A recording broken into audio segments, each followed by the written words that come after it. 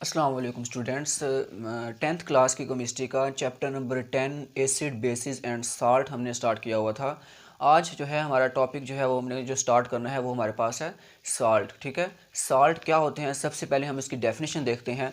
वो कहते हैं salts are ionic compounds formed by neutralization of acid with base.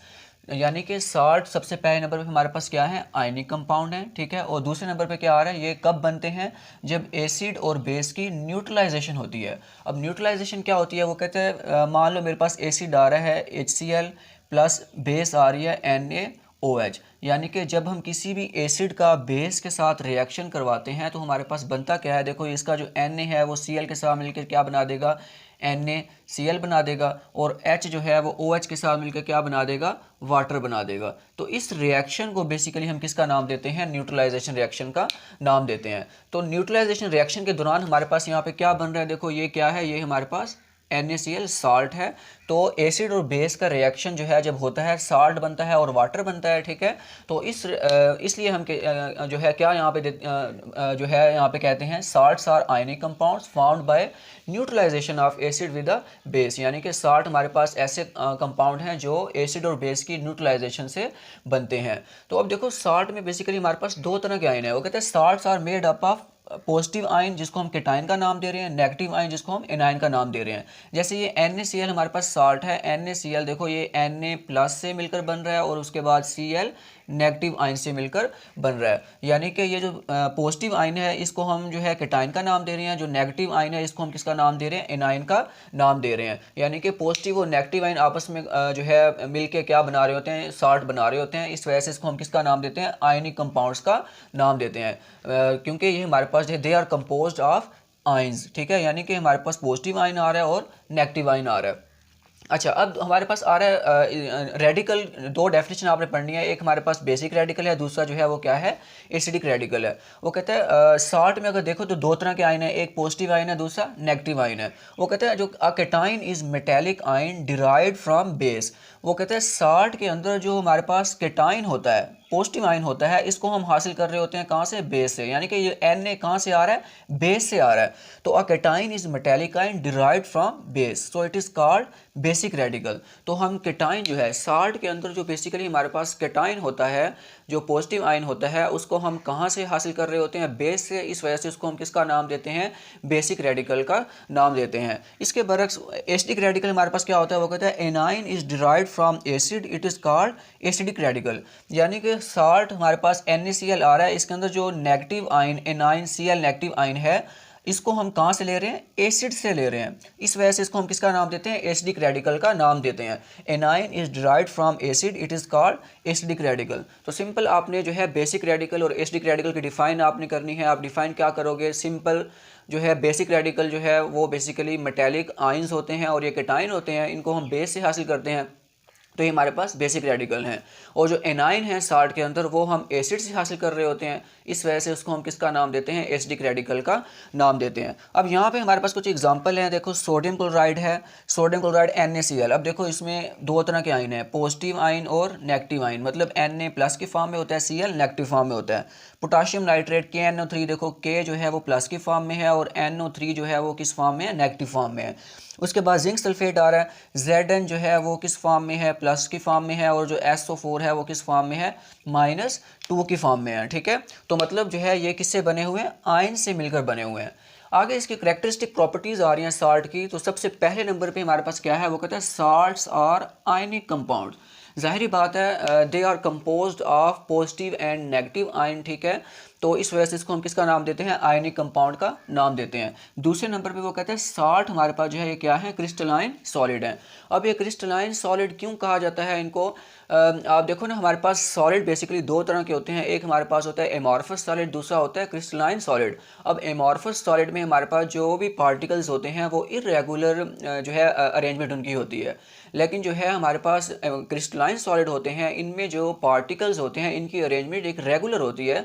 ठीक है, तो इसका मतलब क्या होगा कि हमारे पास जो साल्ट हैं, आयनिक कंपाउंड हैं, इनमें भी आयंस की अरेंजमेंट जो है वो किस फॉर्म में होती है, रेगुलर होती है, और इनके मेल्टिंग और बॉइलिंग पॉइंट जो होते हैं वो क्या होते हैं, फिक्स होते हैं।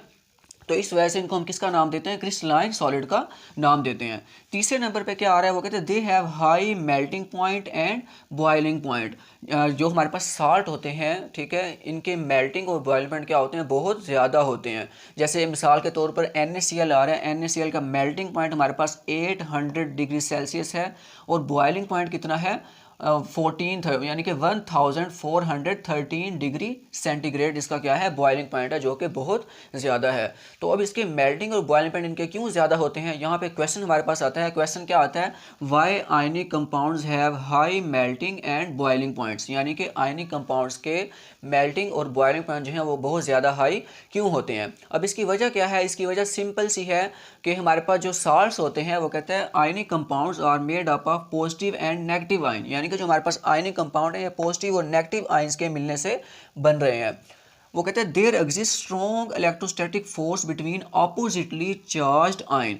जो ये हमारे पास ऑपोजिट चार्ज आयन हैं, इनके दरमियान हमारे पास जो है स्ट्रॉन्ग इलेक्ट्रोस्टैटिक फोर्स जो है वो क्या करती हैं, एग्जिस्ट करती हैं। इस वजह से हमारे पास जो है अब इस फोर्स को तोड़ने के लिए वही है, वो कहते हैं very high energy is required to break this force. इस फोर्स को तोड़ने के लिए हमें बहुत ज़्यादा एनर्जी जो है वो क्या होती है, रिक्वायर्ड होती है। That's why they show very high melting and boiling point. ठीक है, सिंपल आपने इसकी रीज़न क्या बतानी है, salts are made up of positive and negative charge. ठीक है, और पॉजिटिव और नेगेटिव चार्ज होते हैं ये ऑपोजिट चार्ज होते हैं, इनके दरमियान जो है स्ट्रॉन्ग इलेक्ट्रोस्टैटिक फोर्स जो है वो क्या करती है, एग्जिस्ट करती है, जिस वजह से हमें इस फोर्स को ब्रेक करने के लिए बहुत ज़्यादा एनर्जी जो है वो क्या होती है, रिक्वायर्ड होती है। ठीक है, that's why they have high melting and boiling point.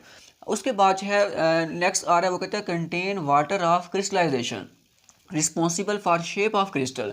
Salt में हमारे पास जो है कुछ सारे साल्ट नहीं, कुछ हमारे पास साल्ट ऐसे भी होते हैं जिनके साथ जो है वाटर के कुछ मॉलिक्यूल जो हैं वो अटैच होते हैं। उसको बेसिकली हम किसका नाम देते हैं, वाटर ऑफ क्रिस्टलाइजेशन का नाम देते हैं, which is responsible for the shape of crystal. यानी कि जो हमारे पास क्रिस्टल्स होते हैं, जो साल्ट क्रिस्टलाइन सॉलिड हैं, तो इनके क्रिस्टल की जो शेप के जिम्मेदार होते हैं वो बेसिकली जो है ये वाटर ऑफ क्रिस्टलाइजेशन होते हैं। जैसे एक मिसाल है, हमारे पास यहाँ पे कॉपर सल्फेट आ रहा है, इसके साथ 5 मॉलिक्यूल वाटर के अटैच हैं, तो हमने ऐसे यहाँ पे इसके साथ लिख देने हैं।